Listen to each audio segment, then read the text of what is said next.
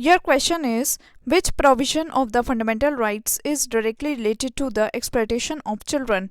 Your options are A. Article 17, B. Article 19, C. Article 23, or D. Article 24. Right answer is D. Article 24. Your question is, which one of the following articles of the Constitution deals with the fundamental rights related to the exploitation of children? Your options are A. 17, B. 19, C. 24, or D. 25. Right answer is C. 24. Your question is, which article of the Indian Constitution prohibits the employment of children in factories? Your options are A. Article 19, B. Article 17, C. Article 23, or D. Article 24. Right answer is D. Article 24. Your question is, which article of the Indian Constitution is related to the fundamental rights against the exploitation of the children? Your options are A. Article 17, B. Article 19, C. Article 23, or D. Article 24. Right answer is D. Article 24.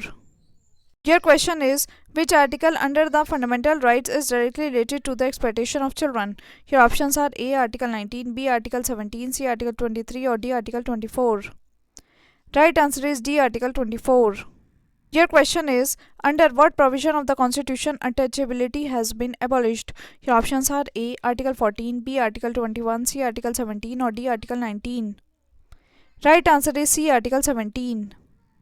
Your question is, eradication of all types of social discrimination comes under which generation of human rights?